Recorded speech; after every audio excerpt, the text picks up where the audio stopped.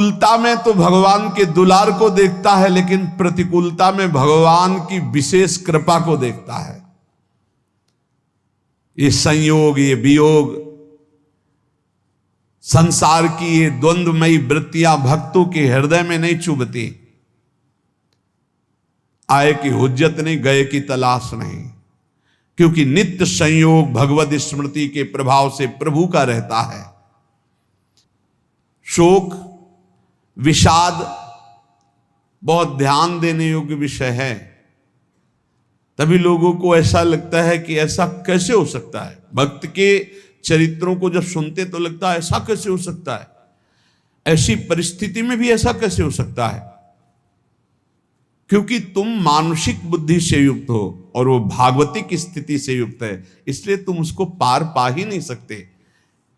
जब तुम अपना जीवन श्यामा श्याम के चरणों में समर्पित कर देते हो हृदय से, फिर उनकी कृपा से सब विघ्न दूर हो जाते, एक अपार मस्ती रहती है।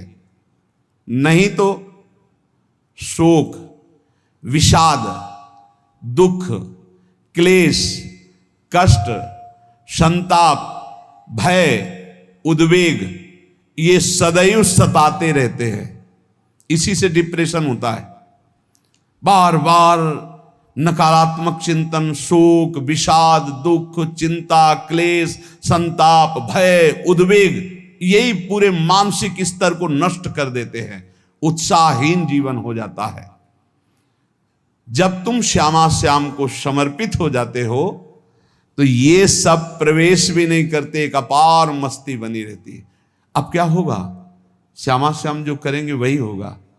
श्यामा श्याम पता नहीं कैसा करें, नहीं, वो सदैव मंगल भवन है, वो जो करते महामंगल होता है।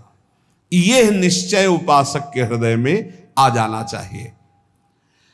इसलिए अपना सारा मन, सारी बुद्धि, सारा जीवन, प्रत्येक श्वास प्रभु को अर्पण कर दो, फिर देखो तुम निहाल हो जाओगे। दुख, शोक, विषाद, क्लेश, कष्ट, संताप, भय, उद्वेग ये उसी को व्यापते हैं जिसने अपने जीवन को प्रभु के चरणों में अर्पित नहीं किया। इसलिए तुम अपना सारा मन, सारी बुद्धि, सारा जीवन, प्रत्येक श्वास केवल प्रभु को अर्पित कर दो, फिर देख लेना। श्वास कैसे अर्पित की जाती? राधा राधा राधा। बुद्धि कैसे अर्पित की जाती? एकमात्र निश्चय कि भगवत सुख ही सुख है, ये जागतिक सुख सुख नहीं, ये दुख है, ये ऐसा दलदल है जिससे आज तक कोई नहीं निकल पाया। सारा मन, हम मन से केवल प्रभु का मनन करें। बार बार मन को संसार से हटा के नाम में, रूप में, लीला में, धाम में लगाएं। बहुत प्रसन्नता हो जाती है उस उपासक के हृदय में जो अपना मन बुद्धि प्रभु के चरणों में अर्पित कर देता। भगवान ने तो इसको बहुत उत्तम स्थिति बताया है कि मेरे से कभी वो अलग हो ही नहीं सकता यदि मन बुद्धि अर्पित कर दिया। मय्येव मन आधत्स्व मयि बुद्धिम निवेशय, तो निवश्य मयि एव अत ऊर्ध्वं न संशया। बिल्कुल संशय नहीं, वो मेरे में ही निवास करेगा जिसने मन और बुद्धि अपनी मेरे में अर्पित कर दी।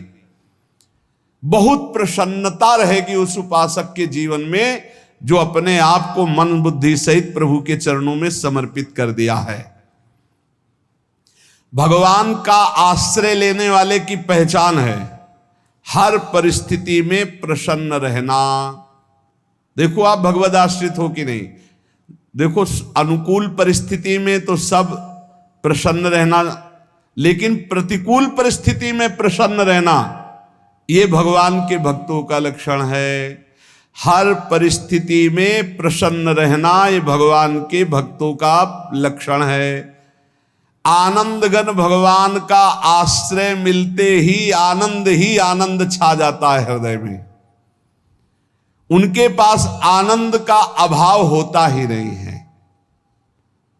जैसे सूर्य का प्रकाश उदय होते ही सूर्य का प्रकाश संपूर्ण अंधकार को नष्ट कर देता है, ऐसे ही भगवान का संपूर्ण आश्रय लेते ही सब दुख चिंता शोक नष्ट हो जाते, आनंद ही आनंद। तुम भगवान के मंगलमय रूप को नहीं जानते हो, पर उनके मंगलमय भाव को, विधान को मानना शुरू कर दो। जो भी होता है मंगलमय होता है। हमने जीवन में देखा है, अगर इधर कोई बहुत बड़ा सुख दिया तो देर नहीं लगेगी, 24 घंटे नहीं व्यतीत होंगे और ऐसे दुख दे देंगे, जिससे दोनों का समान भाव रख करके ना दुख में तुम भूलो प्रभु को, ना सुख में फूलो, सीधे भगवत मार्ग में चल। पूरे जीवन की बात देखा है, भगवान के मंगल विधान में सदा सर्वदा सुख ही सुख है, इस बात को मान के प्रसन्न हो जाओ।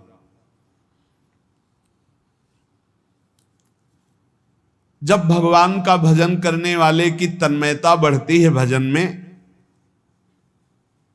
तो द्वेषी जन अपने आप तैयार हो जाते हैं। भक्त कभी किसी से द्वेष नहीं करता, अपने आप वो द्रोह करने लगते हैं। तो नरसिंह मेहता जी से बहुत गांव के कई लोग थे जो जलते थे, ऐसे जलते थे